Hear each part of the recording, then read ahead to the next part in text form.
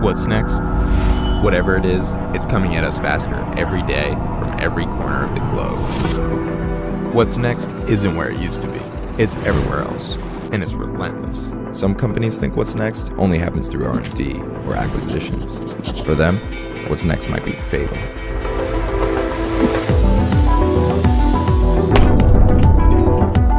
The most innovative companies are partnering with startups to do more with less, to hack problems, and to unlock growth. The most innovative companies turn to venture fuel to solve their corporate challenges with innovative solutions. Our global innovation network includes over 500 leading venture capitalists, universities, accelerators, and angel investors.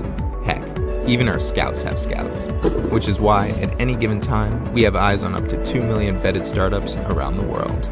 But you don't care about 2 million startups. You care about the ones that can solve your problem, which is why we don't give you lists. We deliver custom vetted solutions. So whether you want to transform innovation across your company, or solve an immediate challenge with tangible results, or simply discover what's possible, Venture Fuel helps you inject innovation to stay ahead of the pace of change. What's next? What's next is now.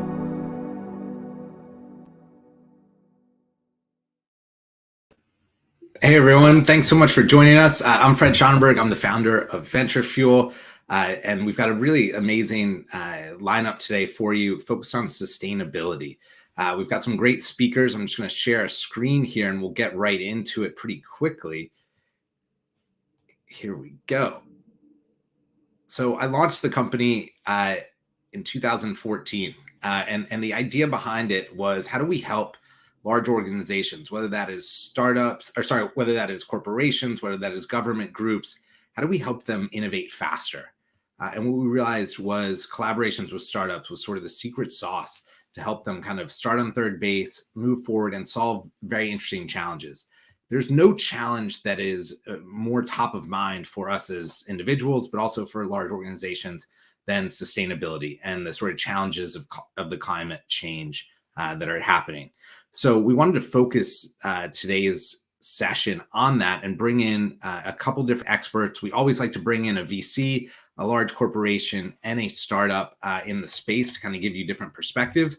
And we've got sort of a home run worth of lineup here with Andre, Freya, and Tom. I'll get back to Tom. He's going to lead us off with a little fireside chat in just a moment.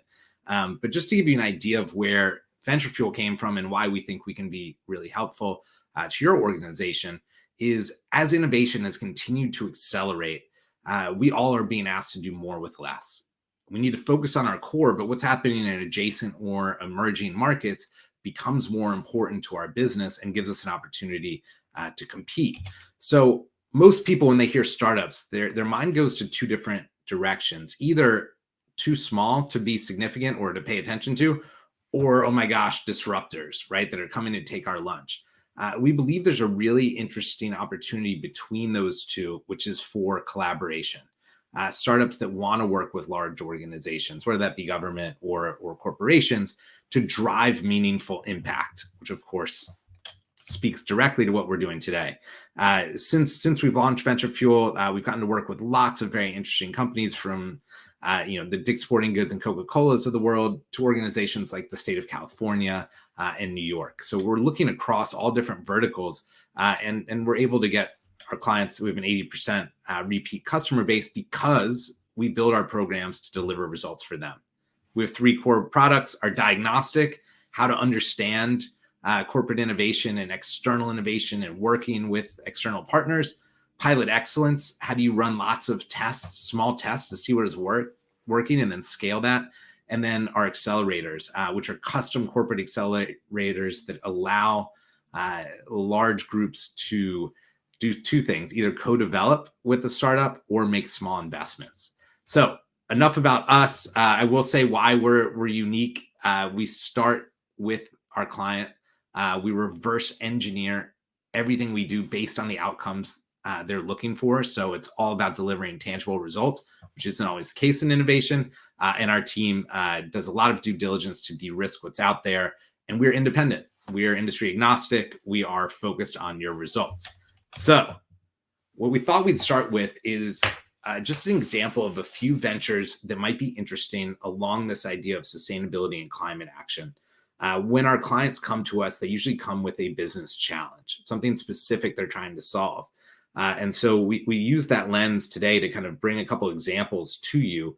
And the air company is a great example. They're essentially doing a carbon transfer. So the idea of removing carbon from the air is obviously incredibly important. But what do you do with that carbon? Is there something that can be created from it? And they're creating consumer-facing products, everything from perfumes to hand lotions, as well as now moving into commercial applications like jet fuel. So the idea that you don't have to sacrifice quality or style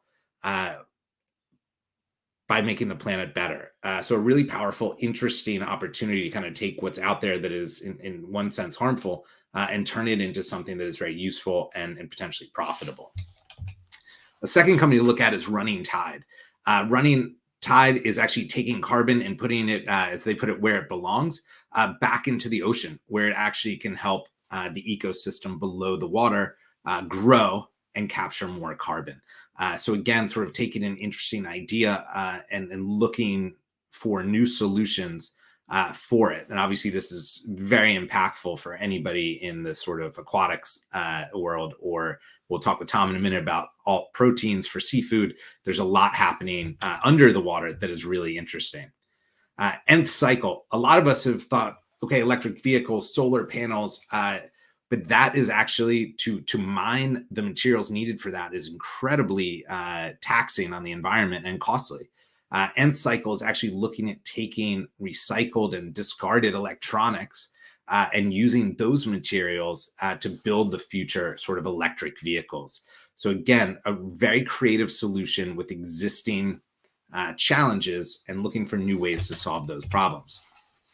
Back beneath the ocean, Minesto is one of the more interesting companies we've seen recently. They essentially are taking the untapped energy resource that is the tides, right? The sort of water currents happening underneath the sea.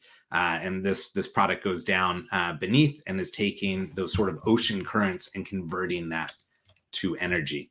And the last one I'll share with you is Amp Robotics. One of the stories that I tell my team a lot is I was up in Maine for vacation last year, and we kind of take the recycling to the recycle plant.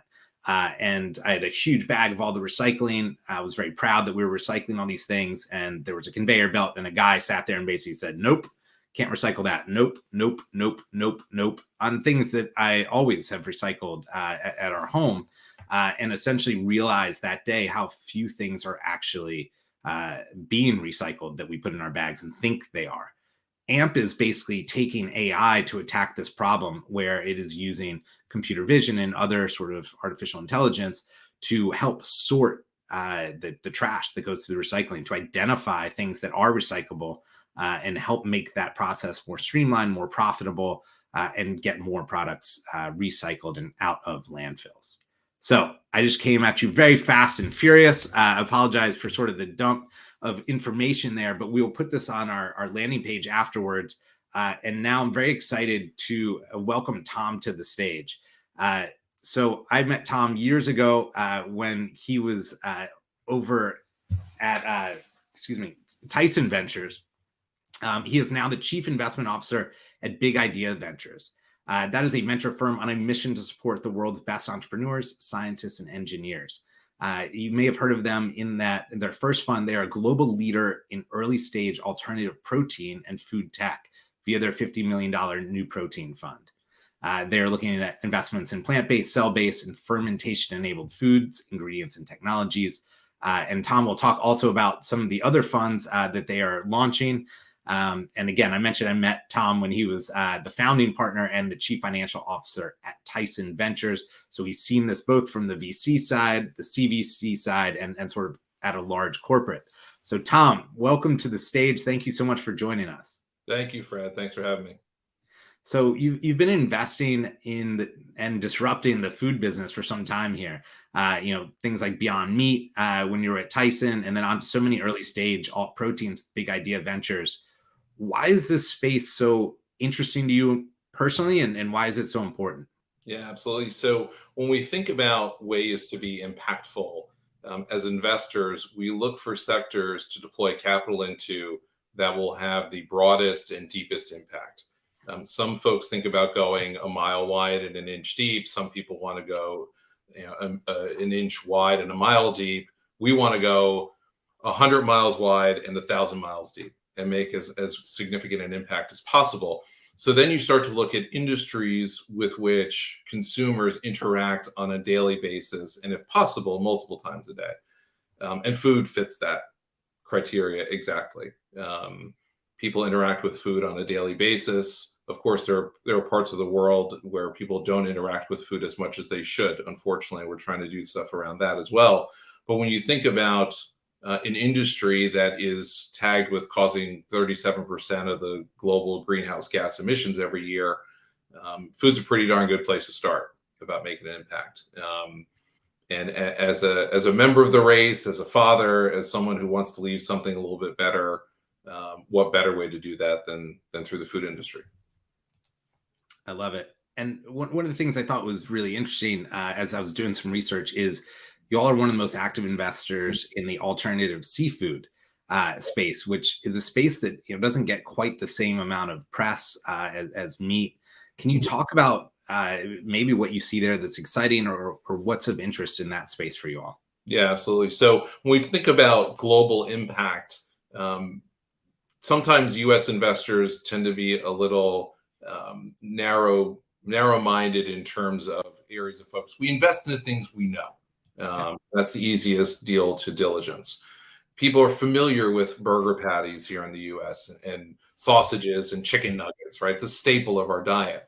When you leave the U.S., though, and you go to regions, developing nations, and specifically in Asia, seafood becomes the core protein ingredient on the dish. So again, when we think we want to make an impact, but we also want to make compelling returns for our investors. And you do that by being first to a space, taking the knowledge that you've gained in the mainstream alternative protein area, and then apply it to places where people aren't yet. Take those lessons that you learned, the failures, the fall on your face moments, and apply it to the seafood space where there isn't a lot of activity. Because now you know the kind of team you need, the kind of product you need in terms of flavor, mouthfeel, texturization, et cetera. And now go build that to serve that part of the market, and you're going to win. I mean, it's not only about being first and best, but some people say it's better to be the second to a space, right? Because the first person is going to show you all the ways not to do it. Well, we've already done that on the sort of the terrestrial protein side. Yeah. So now let's move to the aquatic side. Super interesting.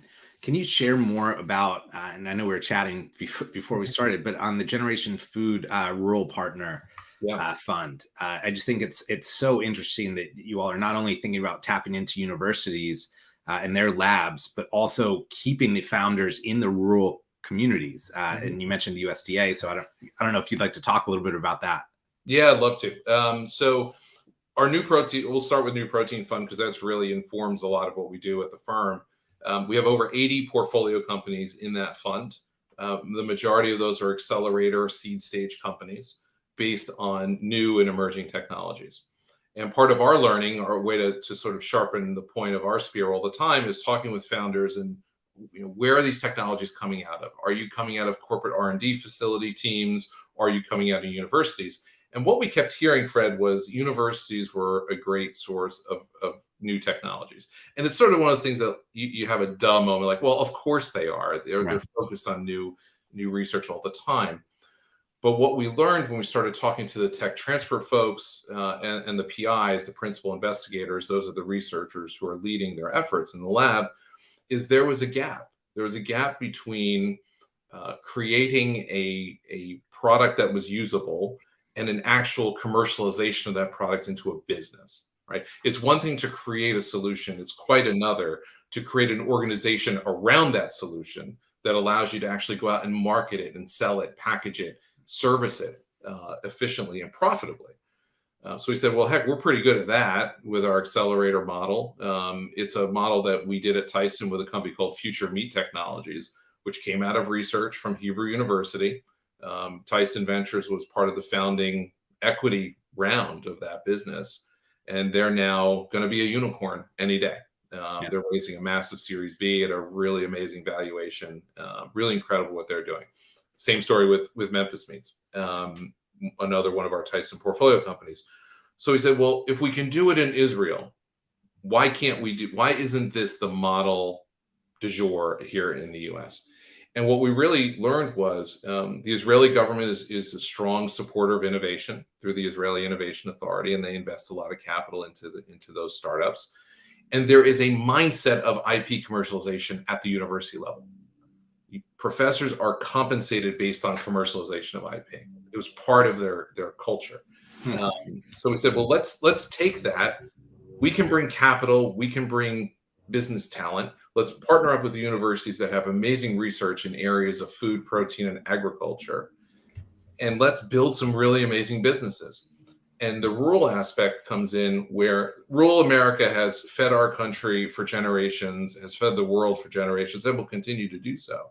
But they'll only continue to do so if there are people and opportunities in those communities that support an economy. So our thought was, let's build a model of a fund that's unique and different. Again, thinking about white space. What other managers are out there? What are they doing? And we went to a spot where people weren't doing this, and create a product for investors that doesn't exist today, that could align with missions of rural economic development and growth, commercialization of university IP, and creating that next generation of great breakthrough technologies in food, protein, and ag. So we're really excited about the program. We are seeking a rural business investment license from the U.S. Department of Agriculture that gives this fund a mandate to invest in rural communities. So the government's going to hold our feet to the fire, and we intend to deliver on that mission. When we launched this fund, we thought if I could get 5 schools to agree to do this with me, that would be great. Yeah. We just announced our 15th university partner. We're about to close on an additional 2, and we have schools from Massachusetts to Hawaii as part of this, and they all bring something unique to the fund. So we can't wait to have our first closing on this and really get to work on that fund. Now, with it, are you know, and I know one of the challenges in the sort of the university side of things is that, you know, the IP gets developed. There's something there where it's, I'll say it's tested, it's real. But you mentioned it, like then how do you build it into a standalone business? Are you guys actually, you mentioned business talent. Are you finding the team to go build it, or is it the team is coming to you for the check to grow it, or is it a hybrid in some cases? Oh no, we're bringing the team. You are? Okay. Yeah, we're very firm believers in people should do what they're good at, and researchers are phenomenally good at research and the science. What they're not good at are building marketing decks, arranging benefit plans for employees, banking, finance, fundraising, and they shouldn't be. That's not what they're meant to do. Now, you will find some black swan unicorn narwhals out there who can do all of those amazing things. We have to build a fund that anticipates that we will find none of those amazing founders and scientists. If we do, great. My job just got a heck of a lot easier. Right. If we don't, though, what we have is a unique ability to source, identify, and recruit the teams that we need to put around it. And when we announced this fund, I was surprised by the amount of executives that reached out to us and said, I love what you guys are doing. When you launch your first company, give me a call. I want to do this. I want a challenge, right? I want to go build something from scratch. So what we thought was going to be a heavy recruiting effort on our part has turned out to be very great organic deal flow on the talent side as well. Interesting. Well, as I was prepping for this, I went back and looked at our notes from the first time we met back when you were at Tyson Ventures. It was a while ago now. But we talked about the opportunity for large established companies to disrupt themselves. I'm curious for those listening today that are, you know, from larger organizations, do you have any advice for them about how they can reinvent themselves, and if there is opportunity for partnering with startups or thinking about these sort of unique models? Yeah. So I would say you have to create a safe place to fail within your organization.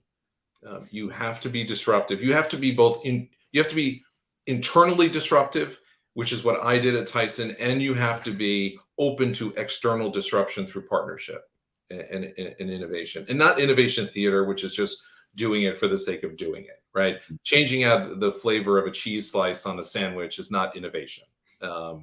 But creating a whole new product line with a clean label approach, organic ingredients, and a real view towards nutrition, that is more innovation to me than a simple SKU expansion would be. So create that safe place to fail. The challenge big corporations will face, and I'm not trying to in any way say that they shouldn't be focused on these things, because they have a fiduciary responsibility to their shareholders to deliver returns on a quarterly basis. Sometimes tends to be a focus on the short term, quarter by quarter performance metric meeting. There needs to be a team that is more long game focused, that doesn't worry about deploying capital and what's the ROI on this, is an 8% year over year return. That's not what this is, right? Every dollar you have to be, you deploy, you have to be willing to lose and give up. It's the kind of thing where you don't loan a friend money you're not willing to never see again, right? Yeah. Similar mantra here. I want to understand what's coming at me from a disruptive perspective. I can't do that without putting something out into the world. And for us, our tool is capital. And that's how we get access to what's coming at us in the world. It's why I did the Big Idea Ventures investment at Tyson in the first place. We anchored the first close of the new protein fund when I was at Tyson, because we were a small team. We needed to see things at an earlier stage. But for me, it was the same brain damage to write a $10 million check as it was to write a $100,000 check. So I'm going to write $10 million checks and let someone else write the smaller checks. I think what's interesting too is, the return on investment challenge, right? You mentioned all the learnings, the strategic insights, the sort of, the disruptions coming and the opportunities that are there. It's not that different from the fact that, large organizations pay Nielsen and pay consumer research, and right there's money being spent to understand what's happening with consumers and what's out there. And this is just a little bit farther out, right? And more important and more disruptive, apparently. So sometimes I look at this and I'm like, wait a second, not everything is getting measured with its immediate impact to the bottom line. Some of this is stuff you just know are the cost of doing business in the future. Yeah, so we would have at Tyson, we had a consumer insights team that tried to decipher the SPINS data and the IRI and the Nielsen data. The challenge there is when you're a company the size of Tyson, right? And I never worked in food before I worked at Tyson, so I had zero appreciation for where my food came from, how hard it was to make, and the number of people involved in doing that. So to give you all a sense of size, Tyson's the largest food company in the U.S. currently. When I was there, we did 80 million pounds of prepared food a week. We processed something like 38 million chickens per week. Not per year, not over a 5-year, per week. And we were 25% of the protein supply in the country. Just try and put some thought behind those numbers. And where I'm going with that is just looking at Nielsen data and cart data isn't enough to... It's not even about anticipating, it's about future-proofing your business. Yeah. And you need to be, it's not step change, it's jump change. You need to be several steps ahead. Be like a chess grandmaster who has the next 14 moves on the board. That's what the venture tool gives you. Because Nielsen data will tell you where consumers are at today. It doesn't tell you where they're going. Yeah. And venture will tell you where the food industry and where CPG, FMCG can be in the future. And now marry that capability set with current trends analysis, because you also you need to look, where were consumers in the past? Where are they today? And let's map that trajectory and then find a technology through venture that gets us to this part of the graph. Yeah, I'm pointing all over the screen, but no, I love it. I mean, it's I can't remember if it was Gretzky or whoever. I'm not a hockey guy, but like to where the puck's going, not where it is. You got it. Yeah, I mean that's the game. So we've got some questions from the audience coming in, so I'm gonna go to those now because we've got a couple of minutes here. This is very interesting. So, how can large industries collaborate to change the status quo for non-sustainable food sources? Yeah, this is something we struggle with all the time.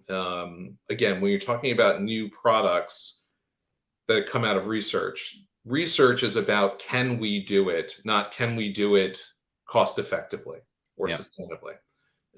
And that's why the arc of cultivated meat is now really focused on the cost structure around it. And finding more sustainable ways of producing food is one of the reasons why we're doing the Rural Partners Fund, and the reason why it's not only plant-based focused. Because you also have to say, I'm not going to get everybody in the world to eat plant-based meat. I'm sorry, Pat Brown, but it's just not going to happen. Like, we have to be a little pragmatic about things. It's great to have a mission, but you have to be a little realistic and understand that consumers want options, right? Go down the cereal aisle in any U.S. grocery store, and that'll tell you what consumers want. 6 different kinds of Cheerios, 4 different kinds of Captain Crunch. So our job is to create products and food sources that are as sustainable and efficient as possible. We are working on ways to remove things like palm oil from the supply chain with our alternative protein companies. How can large companies collaborate? Through venture investing. You know, you have to be willing to try new things that may not work out, right? And in a venture portfolio, the majority of your fund doesn't pan out. Majority of your portfolio is a donut or it returns cost, and you have a few that are monster home runs.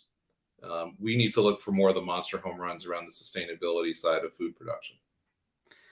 There's an interesting question here that I'll sort of squeeze into a tighter question, which is, where do you see this going? And I don't know what the timeline is, 5, 10, 15, 20 years, in terms of protein, right? Do you see traditional proteins remaining? Are they going to be completely displaced? Is there going to be some sort of hybrid? Like, you know, get out your crystal ball, Mr. VC, and tell us. And knowing that you've got a very interesting perspective on this, like, where does this go? Because you mentioned consumer choice, and I think people are awakening to the idea of like, hey, we need to make consumer choices now, or we might not have choices. So curious your sort of crystal ball on this. Man, if I had a crystal ball, I love you, Fred, but I wouldn't be talking to you right now from my basement in New Jersey. I'd be in Tahiti or somewhere much nicer. Look, I've always thought about, I try to think more macro about protein, and I try to think about things like the global protein, I call it the stack, which is the global protein demand that's out there. And we, as part of the food system, need to find a way to fill the stack, right? To go from zero to wherever that top demand line is. There's going to be a portion of that is alternative and plant-based. There's going to be a portion that's cultivated, a portion that's seafood, and a portion that's terrestrial. I am personally, and sort of the view I take of the firm, is a little bit more systematic around the food industry and less narrow about alternative protein. So I will say, I don't know. I'm taking the coward's way out. I don't know what portion of the market is going to be plant-based and what portion isn't. And I kind of think it doesn't matter.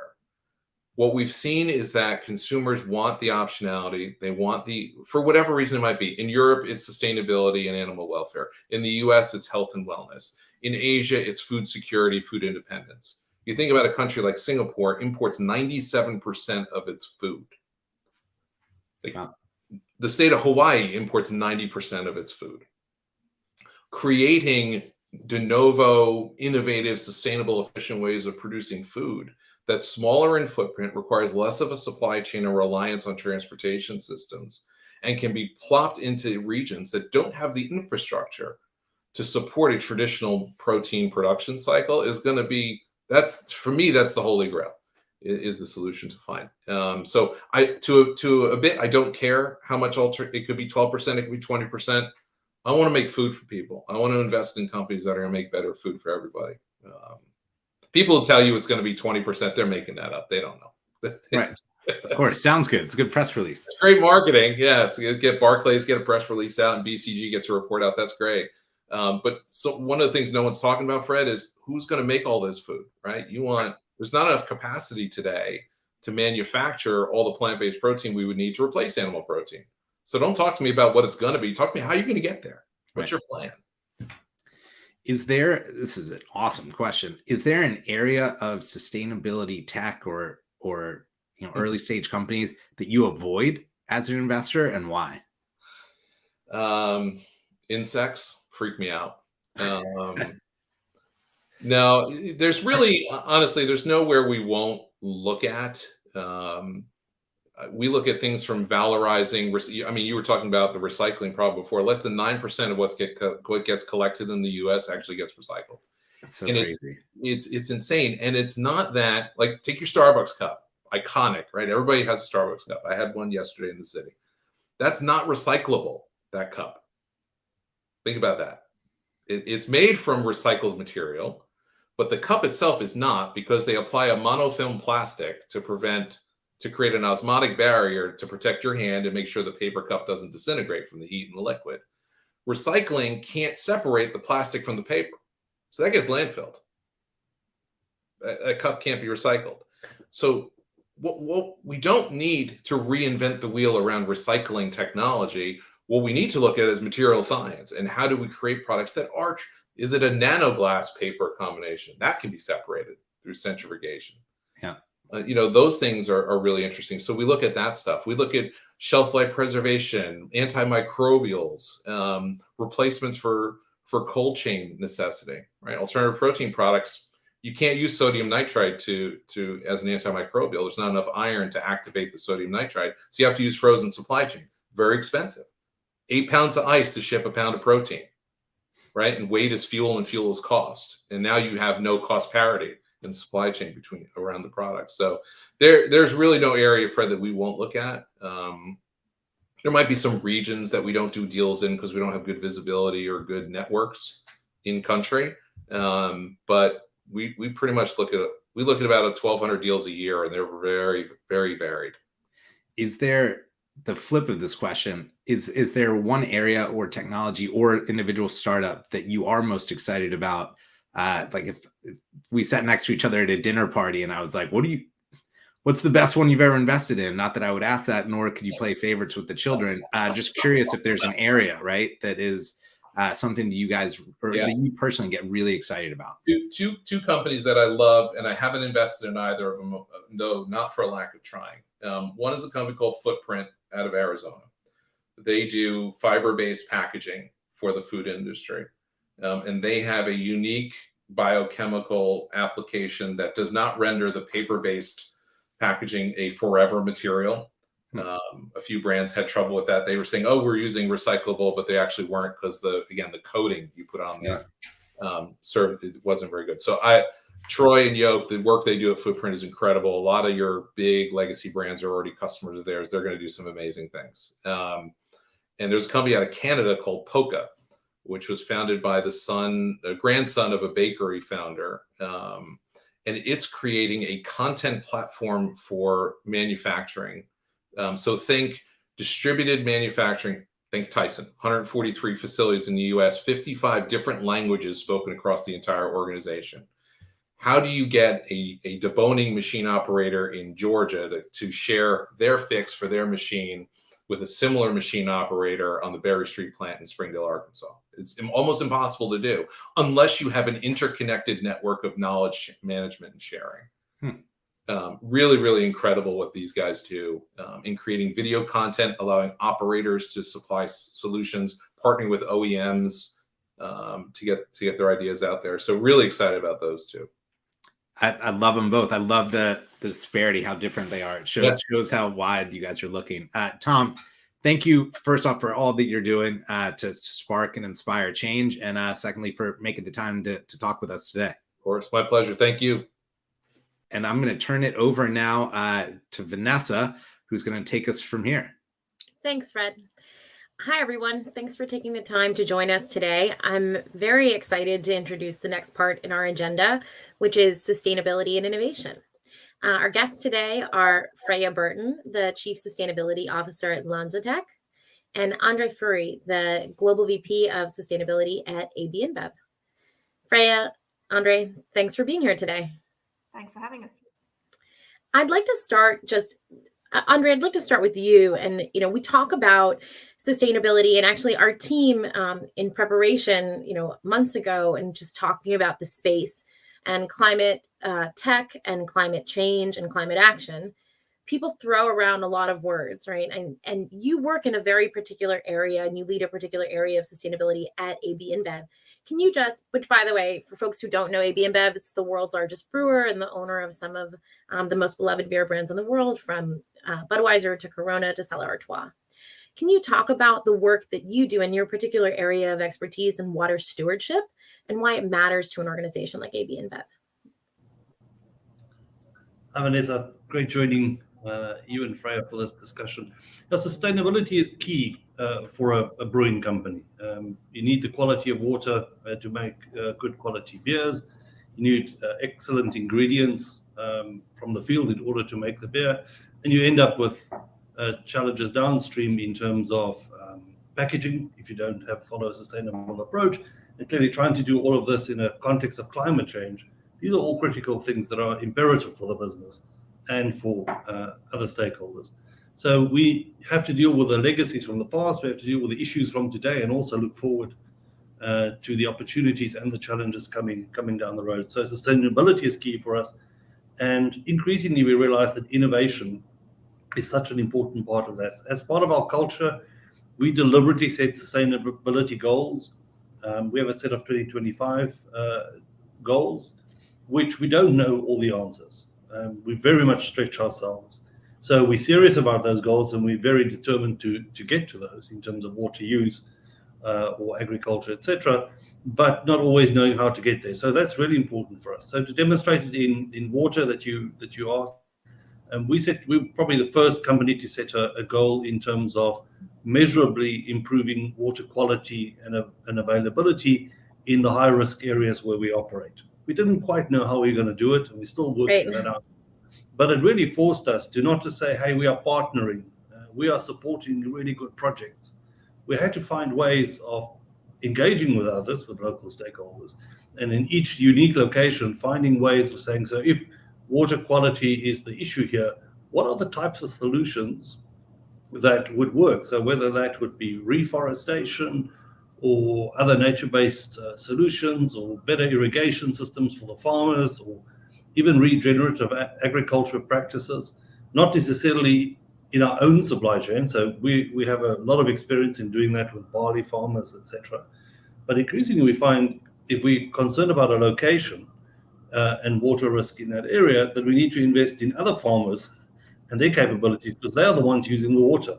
So if we want to have water security in the future, we have to work with farmers who grow garlic and onions and tomatoes, which is not all our capability, but we can certainly help them with better irrigation, better water management, etc. And then the next part is, how do you measure and show that you made the progress? So it's great for me to show you a few slides and the projects are beautiful, but how do you actually show that measurable impact? So sometimes it's really expensive on the ground technology, metering, etc. But increasingly, there are really exciting technologies available in terms of using satellite data or remote sensing, etc., in terms of being able to show the impact, or even really robust modeling approaches. So for us, water is critical, but you have to be able to show the impact in order to be credible.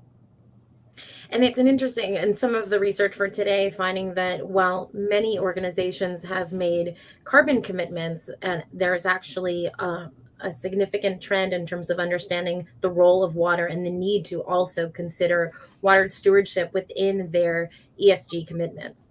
And well, I'd like to take this opportunity, Freya, to ask you to talk to us a little bit. I mean, we're speaking about water stewardship, but obviously LanzaTech is focused on carbon capture and transformation, and is an innovator in the space. You are the Chief Sustainability Officer, but you have been there from the beginning, actually working and understanding how to develop the technology and scale it and make it commercially viable. Can you tell us a little bit about, for those who don't know LanzaTech, the work that it does and why it is an important innovator in the space? Sure. Well, I think it's appropriate to be here with Andre today, because we're going to talk about a different type of fermentation. And I like to use the analogy of making beer. for really what LanzaTech does. So we do something called gas fermentation, and instead of taking sugars and yeast to make, say, beer, we take pollution in the form of a gas, so emissions, carbon emissions, and we use a living organism, a bacteria, instead of yeast. And part of its natural biology is that it consumes the carbon in these gas streams, and it grows, and a natural product of its growth is actually ethanol and other chemicals. But if we focus on ethanol, what we actually can do is we can make a fuel, so it can be used for road transport blending, but we can also upgrade that ethanol, use it as a building block for other things.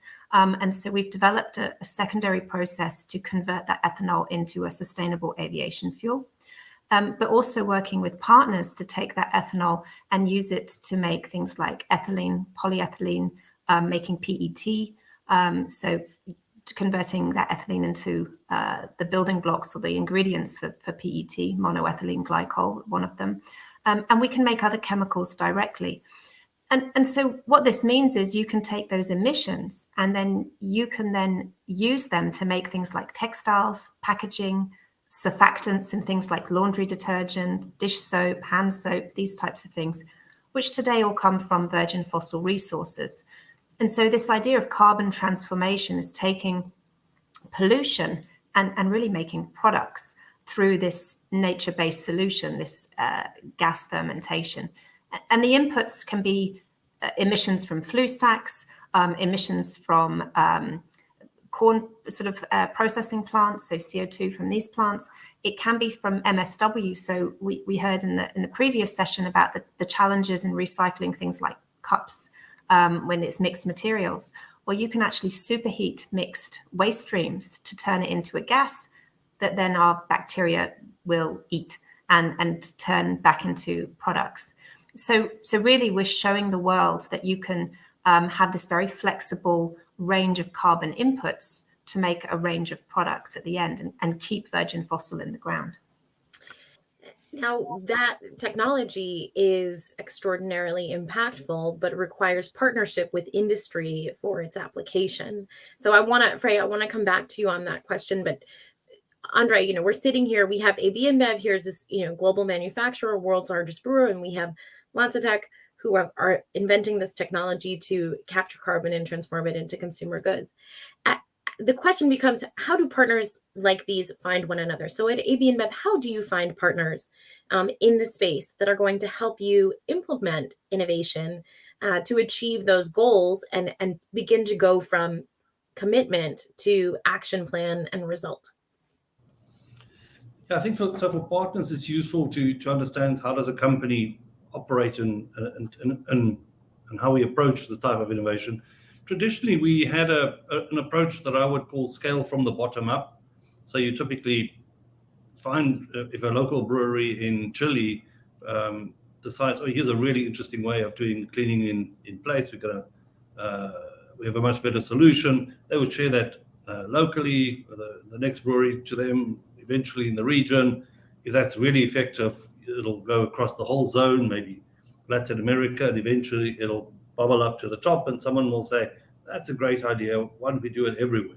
So there's still a lot of that happening. So it's always useful to try and get in at a local operation. And that is particularly if you can understand the problems. And I find quite often people who approach us to partner do not have a real understanding of a particular problem that we have. It's just so much more impactful to solve a problem than to say, hey, we have a technology for you.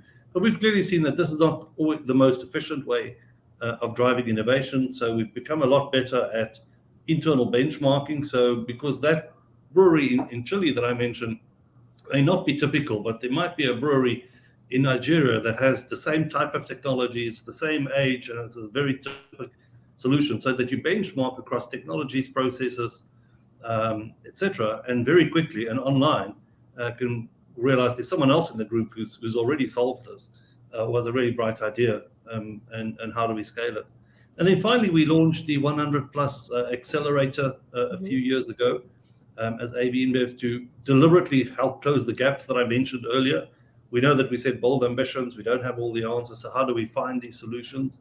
So we invite startups and small entrepreneurs with ideas. We are quite prescriptive of the types of things we're looking for. Mhm. So whether that be environmentally friendly CIP or AI solutions for internal management or digital water, or better ways of reusing effluent internally or externally, quite explicit about what we want.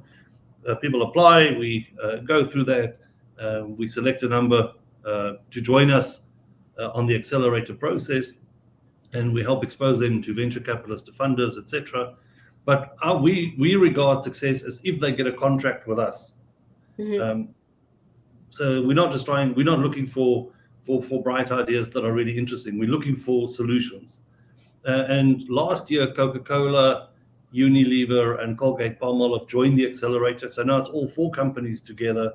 And there's a lot of similar challenges that we faced in terms of climate, carbon, etc. But also we have quite unique, even if you just think about those companies, some of our packaging challenges are very different. So we have a common base of searching for solutions, but also each of those companies then may sponsor a particular pilot, which is only relevant to each. But by sharing with each other, we're certainly scaling it up significantly. Is there some place where folks can go to learn more about that program? Yeah, it's actually open for applications right now, not for very much longer, but there's still an opportunity. If you just search 100 plus accelerator, you'll find it. It's open it's very clear how to apply for it, and it's open. It's a really, really exciting opportunity to work with those 4 companies. And we hope more companies will. And I just want to say one thing, the reason it's not called the ABI accelerator is very much, so the 2 tricks there was, we didn't call it ABI accelerator because then no one else will join it. Everybody would love it, but they won't join. So it was very deliberately. In the 100 plus comes, we said, if we want to stay in business for the next 100 plus years, we really, really have to start thinking of different solutions to what we're doing. It's very consistent with Tom's comments earlier too, of, how can we think about the long-term impact that we have the potential to make through some of these solutions and get out of our, quarterly reporting short-termism that sometimes is, a result of being a successful industry leader, but there's a lot of pressure to focus on the short term, and with sustainability, we've got to, think beyond that. Freya, I wanted to, Andre talked about how they identify partners. Can you share a little bit with us how you work with partners like Bridgestone, who is a customer of yours, a partner of yours, and thinking about the impact that your technology can have in 2 areas. One is changing their understanding of the life cycle of a product, and then also rethinking, traditional approaches to the reduction of carbon emissions. Yeah, I mean, partnerships are incredibly important for us, and we have we're lucky enough to have real global reach with our partners across multiple sectors. That flexibility angle of the technology has been key to that, from companies like Bridgestone and Unilever to INJECTS, who owns the Zara brand, and Lululemon. So you wouldn't really associate tire manufacturing and yoga pants, for example, right. But everybody's sort of working towards this common goal of reducing emissions. And to the earlier point, it really is existential. People are making choices now, probably in a sort of a COVID world. People are more conscious about what they're consuming, and with the impact of climate change, just so much more visible. But also from an energy security perspective, and we're seeing what's happening today in the Ukraine, and the immediate impact on chemicals companies that will impact supply chains. So talking about rationing of energy for chemicals companies in parts of Europe today. And so that's why we're having these partnerships, because there is this very solid understanding of the need to make change to survive. And as you said, looking into the future, because they have done these internal benchmarking, they have listened to consumers and listened internally, and realized that there needs to be change to stay relevant, to keep ahead, and to offer consumers what they want. The Bridgestone example is a really good one, because they really recognize the importance of that end of life tire cycle, and looking at new ways to sort of dispose of carbon in the tires, but also to source the carbon. So creating a circular model. And ultimately, it makes sense, not just from an environmental perspective, but if you're creating a circular system, it makes economic sense as well. We're getting some great questions from the audience, so I'm going to go ahead and take a few. What is the most overlooked portion of building a more sustainable strategy for both small and large companies alike? And I'm going to give you guys a few minutes to think about that, just to set the question up. Earlier this year, there was a report by the Global McKinsey Institute citing the fact that upwards of, I believe it's like 90% of companies have public ESG commitments, but very few actually have plans in place to, how are they going to get from commitment to action? So what advice do you have for organizations like these, or for sustainability executives or innovators who are sitting there going, wow, I've got this commitment. I've got a very rapidly closing window to achieve it. How do I get from idea to plan? I would say, so I'm taking for granted that if you have goals in place, that you also have plans and budgets in place. For me, that's essential. I think the most overlooked strategy that's just for some reason not working effectively, but is essential, is collaboration, cross-industry, deep strategic collaboration. I can't believe that in 2022, and we still have each of the large global companies and so many local companies trying to solve all of these problems on their own. Our water challenge in a particular place is not unique to us. It's not because we're using more water than the next guy. It's because there are systemic issues. And it's incredibly hard to know that, you can mention 2 or 3 global brands in the same industry as ourselves. Sometimes our facilities are just down the road from each other. But to get those local teams to collaborate on a water project is incredibly hard, even though everyone faces the same challenge. In agriculture, it's even more systemic around food issues, etc. And I can't believe, so I'm not saying that we need to do everything together, but there's a lot of pre-competitive systemic issues that we can address better together in order to shape the competitive context. So we can all be more effective and more competitive if we collaborate on the right issues. Collaboration is key. We couldn't agree more. Freya, what are your thoughts on how do we get from commitment to strategy and action? Yeah, I mean, I agree 100% what Andre was saying there. And you don't have to reinvent the wheel each time. And it's almost like everyone wants to put their own spin on it. But I mean, there's some really nice examples where in a supply chain, for example, where you can, some partners, and I'll use Unilever as an example, they have very transparent goals and resources in place for people who they work with and companies they work with. And so I would say let's use a small company example. If you're working with partners, ask them, listen, what have they done? So this is sort of taking the similar thing that Andre said, but just at a smaller scale, see what resources are available. And oftentimes when you're working with larger partners as a small company, they will have systems in place in their supply chain that you have, criteria that you have to meet, and they can help you along that process. So I think about who you're working with and how they can help you as well. Don't just try and do it alone. Love that. And so often we're expected to have the answer. Sometimes it's all about having the right question to stop and ask it. This is a question specifically for Freya from the audience. What has been the biggest challenge in scaling LanzaTech's technology, especially since you are working with such a broad range of companies and industries? I think there's two angles. One is money, and if it doesn't scale, it doesn't matter. And there's oftentimes a lot of money in R&D and investment.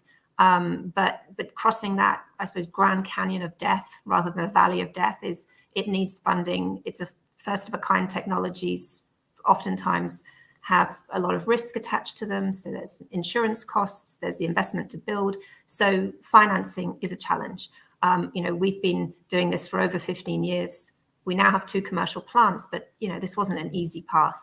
And many others in this sector do struggle with that. So I think that is a big challenge. And the other one is suitable, or I suppose, policy frameworks that support all sustainable solutions. So oftentimes policies are focused on sort of a narrow range of solutions. And I think we're never going to get to where we need to be in terms of carbon reduction or water quality or whatever the sort of criteria might be, if we just focus on a few winners and we don't open it up to all solutions that can contribute. Yes, we've had interesting conversations internally about that as well, in terms of where the emphasis and focus is on the industry side, and what gets a lot of attention versus what has the potential to have the greatest impact. So a question from the audience: what role does consumption have in sustainability? It seems like the easiest answer is to stop producing so much and for consumers to stop consuming so much. How do we balance that dichotomy? Yeah, sustainable consumption is a key part if we want to all live on one planet. There's no doubt about it. In the beer industry, so if we produce less beer from tomorrow, that doesn't mean that people will necessarily consume less beer. They will just buy beer from someone else. So we've really learned that we need to think about the category in a more strategic way, so that it's not good for our profits or our reputation if a few people drink more beer and do so irresponsibly. So we'd much rather have more people enjoy a beer every now and then than have a few people drink a lot more beer. So that's really important. If you want to include women in the category of beer, you need to make them feel welcome. They need to be comfortable with the category, etc. So for us, it's thinking about consumption in a very different way than maybe 20 years ago, where everyone was just thinking about, hey, how do we sell more? In terms of rather, how do we grow more occasions, other opportunities for people to enjoy beer, maybe low or no alcohol beers, as part of each and every occasion. And Freya, for you as well, this question: you're capturing carbon and you're having a double benefit, right? Removing it from the environment, also the avoidance of the extraction of virgin fossil fuels. But at the end of the day, you are utilizing it to produce more consumer goods or consumable experiences. Is there a place for the reduction in consumption, or is there LanzaTech has an amazing phrase, post-pollution world, or is it about this post-pollution world where we just live in a fully circular economy, so that we can continue to enjoy our lives and have our hamburgers or bean burgers or new meat burgers, but at the end of the day, it's all circular. I think that's the key. It's thinking about how to do things right, and yes, there's an element, there's moderation, there's what do you do at the end of life, but it's just rethinking how we source, how we use and how we dispose of stuff. I usually talk about it in the sense of carbon, but we just need to rethink those material cycles. But we shouldn't have to sacrifice what we need. And oftentimes people talk about, well, I'm going to give up flying to save the planet. I understand the rationale, but there are a lot of people who can't do that. Their families live overseas, or they need to travel for work, or there's lots of reasons.